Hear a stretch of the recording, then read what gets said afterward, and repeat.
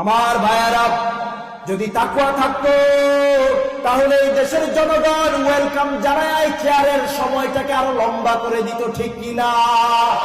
তাকওয়া নাই, আল্লাহর ভয় নাই, কলিজার মধ্যে পরকালের চিন্তা নাই।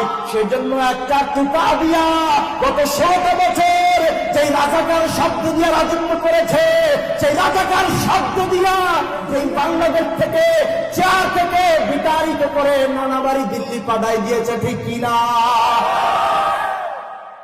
আমার ভাইরা, আমার বন্ধুরা, আগত ভবিষ্যতে যারা আসবে তাদের সাবধান হওয়া উচিত, শিক্ষা নেওয়া উচিত। বেশি লম্ফ করা যাবে না, ঠিক কিনা বলেন? কেউ 5 তারিখের আগে ভাবেও নাই এইভাবে উড়াল দেওয়া লাগবে, ঠিক কিনা বলেন?